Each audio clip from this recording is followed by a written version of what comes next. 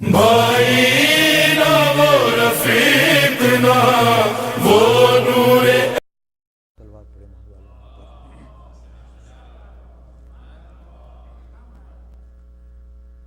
ارشاد رب العزت ہوتا ہے کہ اے میرے حبیب، اے میرے رسول، امتیوں تک یہ پیغام پہنچا دو کہ میں اجر رسالت کچھ نہیں چاہتا سوائے میرے اہل بیت سے محبت اور مودت اختیار کرو.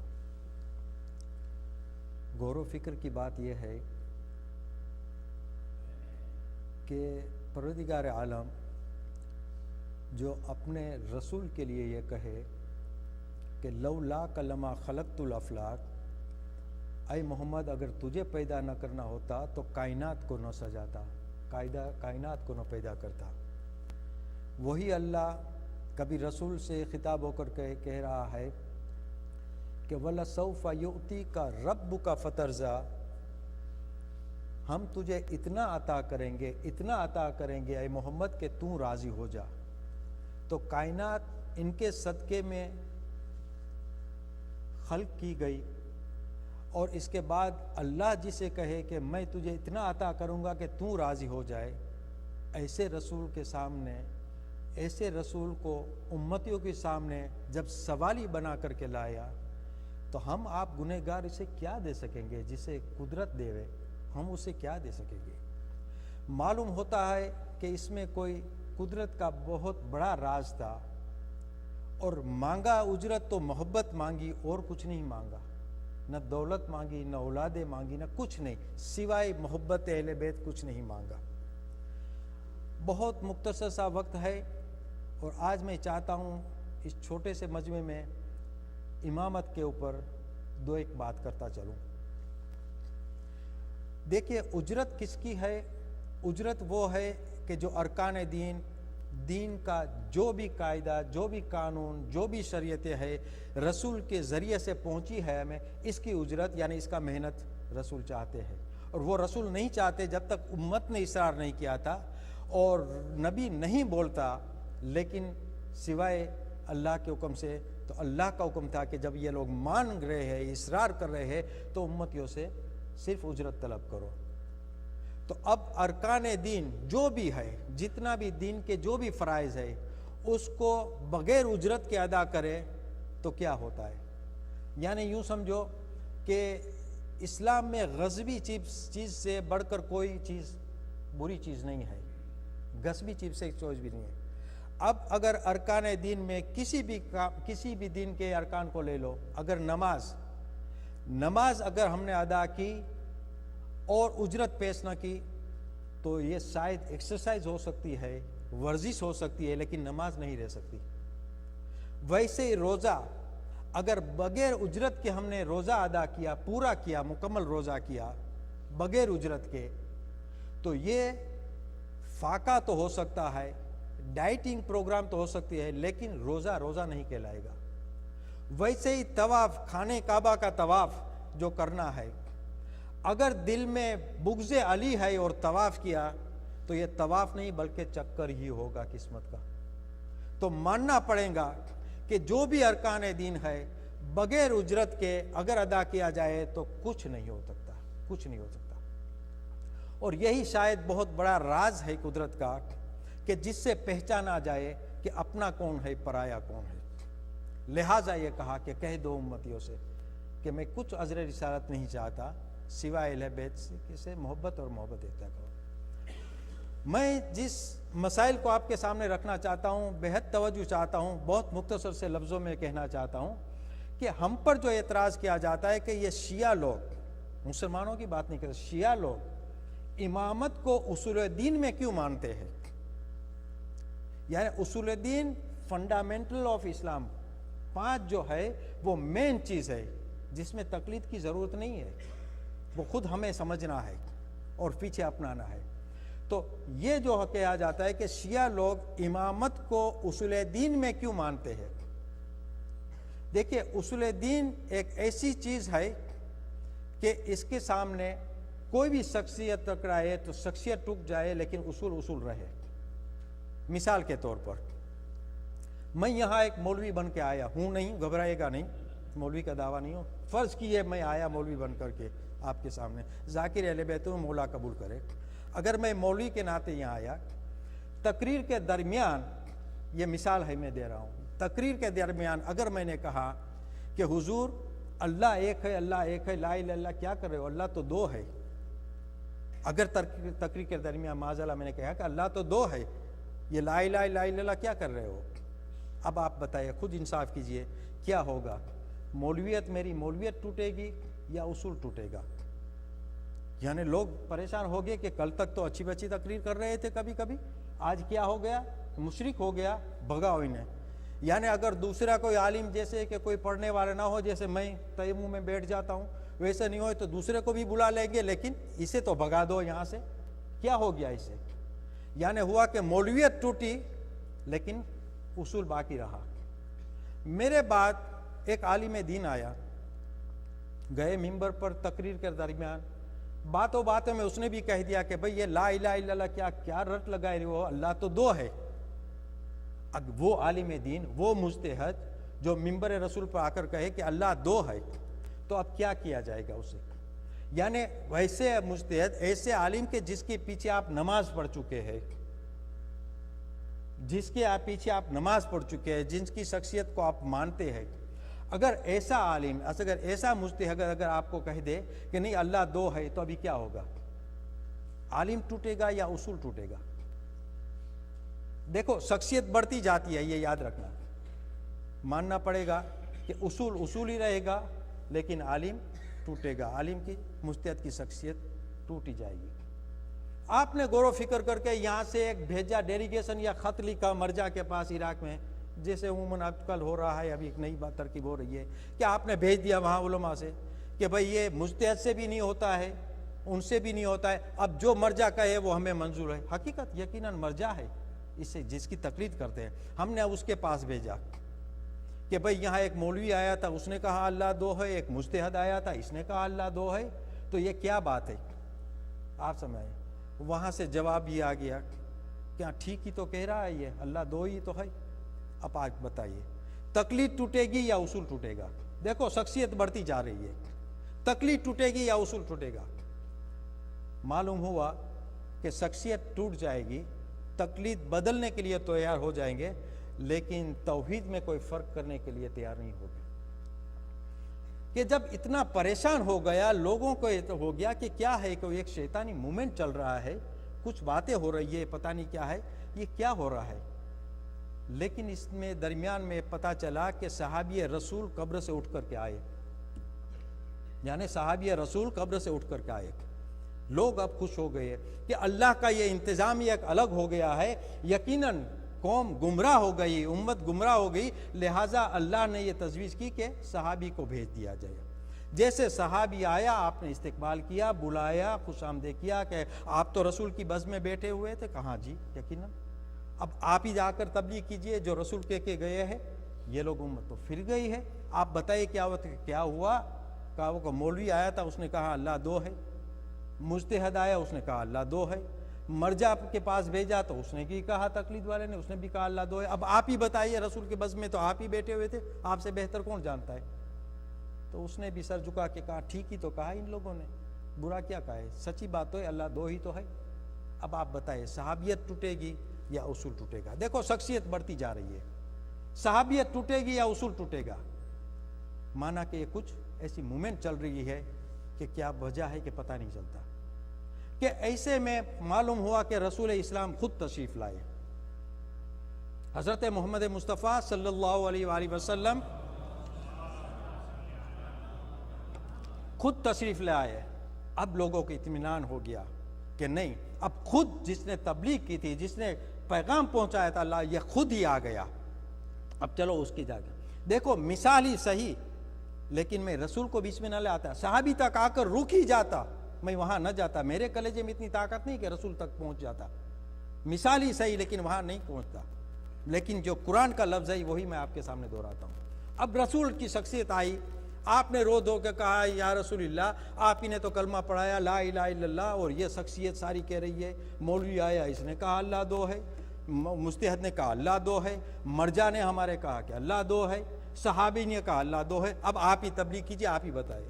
اور رسول نے بھی یہ کہا ہاں ٹھیک ہی ہے، اللہ دو ہی تو ہے، غلط کیا کہا ان لوگوں نے، اب آپ بتائیے رسول کی شخصیت ٹوٹیں گی یا اصول ٹوٹے گا؟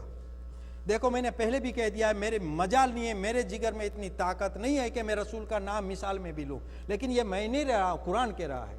قرآن اللہ رسول سے خطاب کر کے رسول سے ایڈریس کرتا ہے کہ رسول سے کہتا ہے لَإِنْ أَشْرَكْتَ لِيَحْبِطَنَّ عَمَلُكَ، اے رسول اگر تم نے بھی شرک کیا، شرک کے معنی اللہ کی ذات میں اضافہ کرنا، دو ماننا، زیادہ ماننا، لَإِنْ أَشْرَكْتَ لِيَحْبِطَنَّ عَمَلُكَ، اے رسول اگر تم نے جو شرک کیا تو تیرے اعمال رد کر دیے جائیں گے۔ لِيَحْبِطَنَّ عَمَلُكَ، حد کہتے ہیں ضبط کرنے کے، نل اینڈ وائڈ کرنے کا۔ تو رسول کو خطاب کرتا ہے کہ قرآن میں ہے، یہ مثال کی صحیح لیکن قرآن میں ہے کہ اگر رسول تو نے بھی اگر شرک کیا تو تیرے اعمال بھی رد کر دیے جائیں گے۔ اب آپ بتائیے جن لفظوں میں قرآن میں رسول کے لیے کہا گیا ہے، رسول کو کہا گیا ہے تقلید کے، توحید کے لیے، کہ اگر تو نے شرک کیا، انہی لفظوں میں امامت کے لیے کہا گیا ہے، رسالت کے لیے کہا ہے کہ لَإِنْ أَشْرَكْتَ لِيَحْبِطَنَّ عَمَلُكَ، اگر تو نے کچھ شرک کیا، تو نے کیا تو تیرے اعمال رد کیے جائیں گے۔ امامت کے لیے قرآن میں وہی آیت ہے وَإِن لَمْ تَفْعَلْ فَمَا بَلَّغْتَ رِسَالَتَهُ، اگر یہ پیغام تو نے نہیں پہنچایا تو کچھ نہیں پہنچایا۔ دیکھو دونوں آیات کو ملا دیجئے، شرک کے لیے، توحید کے لیے کہا ہے کہ اگر یہ تو نے شرک کیا تو تیرے اعمال رد کر دیا جائے گا۔ امامت کے لیے کہا جاتا ہے اگر یہ امامت کا پیغام تو نے اگر امت تک نہیں پہنچایا تو تو نے آج تک کچھ نہیں پہنچایا۔ دونوں آیت کو ملا دیجئے، قرآن میں ہے، یہ بھی ہے، یہ آیت یہاں بھی کنڈیشنل ہے، یہاں بھی کنڈیشنل ہے۔ اگر تم نے شرک کیا، اگر تم نے نہیں پہنچایا تو تیرا عمل رد کیے جائیں گے، تو تم نے کچھ نہیں پہنچایا۔ اسی وجہ سے ہم شیعہ لوگ اصول دین میں امامت کو مانتے ہیں، جس معنی میں توحید کے لیے کہا گیا ہے اسی معنی میں امامت کے لیے کہا گیا ہے۔ صلوات پڑھیں محمد والے۔ اب آپ نے پہچانا کہ اصول دین میں امامت کا فنکشن کیا ہے، کتنا ہے۔ اب یہ کہا تھا کہ امامت کی، امام کی کیا کام ہے، امامت کا فنکشن کیا ہے، کیا کام ہے۔ تو دیکھو جیسے اسلام کی جو عمارت بن رہی تھی، رسول ایک کے بعد دیگر آ رہے تھے، جب عمارت مکمل ہو گئی تو اس کو بچانے کا کام آیا، تب امامت آئے۔ یعنی یوں سمجھو، ایک لفظوں میں سمجھو کہ بنا لا الہ الا اللہ کے لیے رسول آئے، بقائے لا الہ الا اللہ کے لیے امامت آئے۔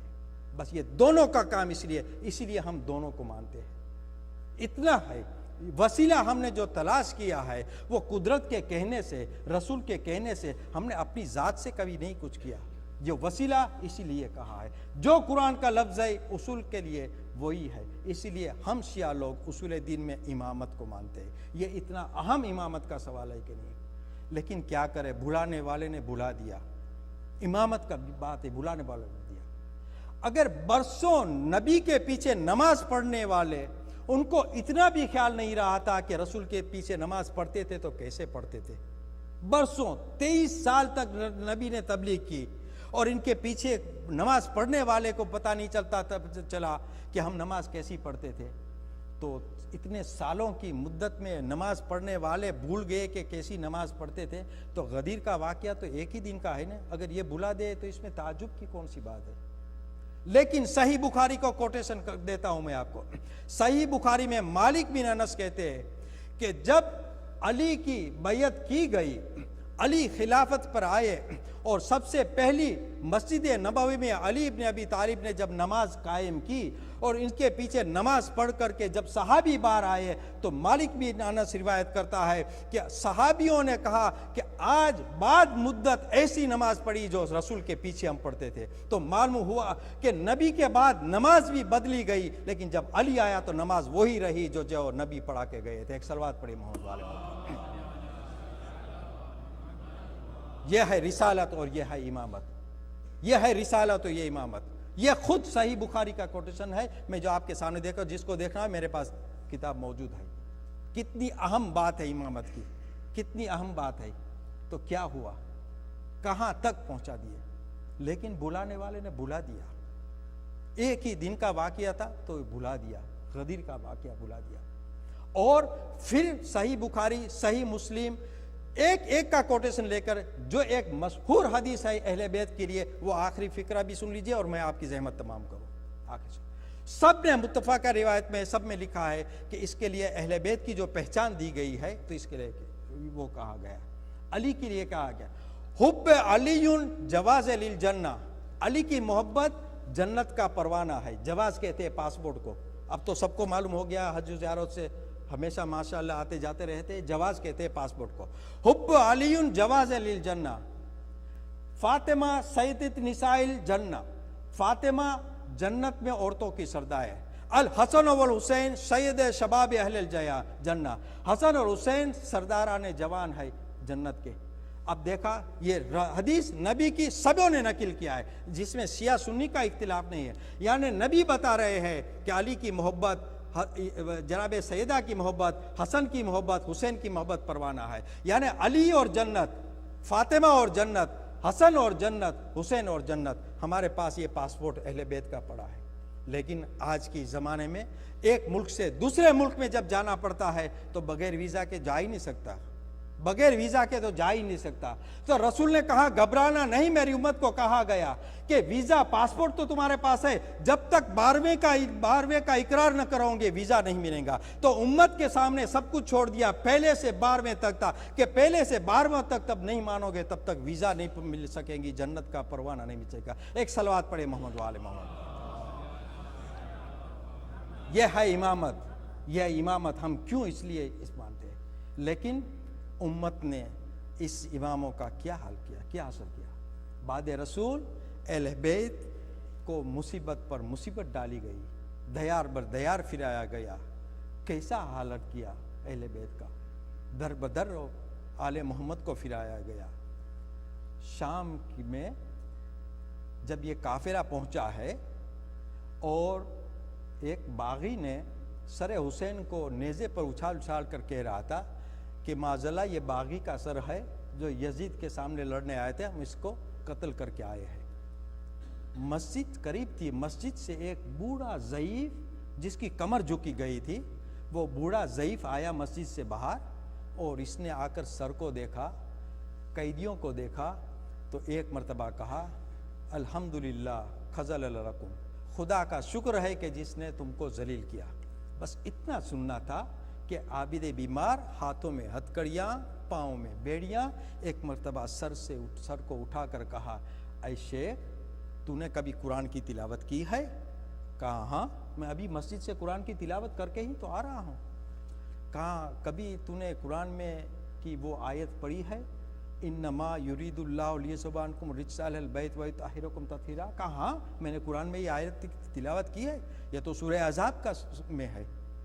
कहा सूरह अक़रबा में आयत कुर्बा की वो आयत तुमने तिलावत कभी की है? कुल ला असअलुकुम अलैहि अजरन इल्लल मवद्दता फिल कुर्बा? कहा हाँ, ये तो सूरह शूरा में है। कहा ये भी तूने तिलावत की है कि हकदारों को हक अदा कर दो? कहा ये भी है आयत, सूरह निसा में है। बस ये कहकर इमाम खामोश हो गए। बूढ़ा तड़प गया, कहा ये तुम ये क्यों पूछ रहे हो आयत, तुमसे और इसके क्या राबता है इसमें? ये आयतें सारी तो अहले बैत के नाम पर उतरी है, तुम कौन हो? तो कहा नहनु आले मोहम्मद, हम आले मोहम्मद। तड़प गया बूढ़ा, तुम हो आले मोहम्मद, तुम हो आले मोहम्मद, खाओ कसम। कहा हाँ वल्लाहि नहनु आले मोहम्मद, हम है आले मोहम्मद। कहा ये नेज़े पर सर किसका है? कि फर्जंद रसूल हुसैन इब्न अली का सर है। कहा तुम कौन हो? कहा मैं उनका बेटा अली हूँ। कहा ये औरतें कौन है? कि अली की बेटियां हैं, रसूल की नवासियां हैं। बस इतना सुनना था कि बूढ़ा से तड़प गया, रहा ना गया, फौरन कदमों में गिर गया और कहा मौला खुदा की कसम अब इतनी ताकत नहीं है मुझ में कि जाकर मैं फौजों के सामने मुकाबला करूं। बस इतनी इजाजत दे दीजिए कि नाकों के सामने मैं लेट जाऊं और नाका मुक्की कुचल के चले जाए, ताकि मैं रोजे कयामत कह सकूं या रसूलुल्लाह मैंने आपकी नवासी आपकी बेटियों को बेपर्दा कभी नहीं देखा। अल्लाहुल्लाह अलल कौम ज़ालिमीन वसलम नज़लम व यमीन कलबिन यनकलिबून इन्ना लिल्लाहि व इन्ना इलैहि राजिऊन। रहमुल्लाह मकर सूरतुल मुबारकतुल फातिहा।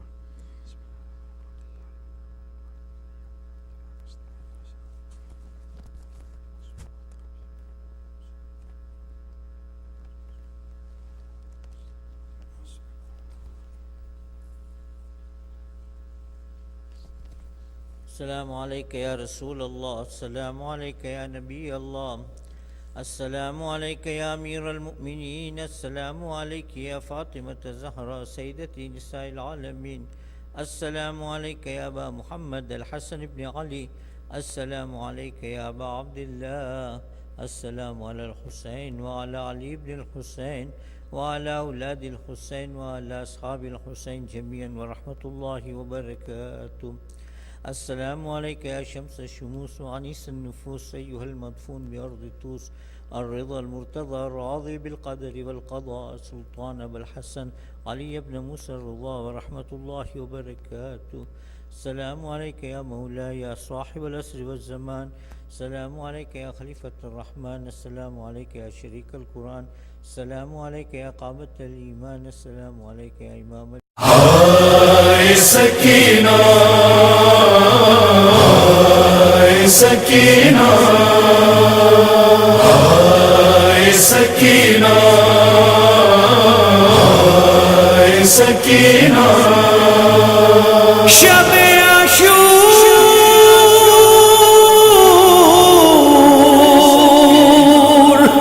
چھوٹی شہزادی سے کہتے تھے حسین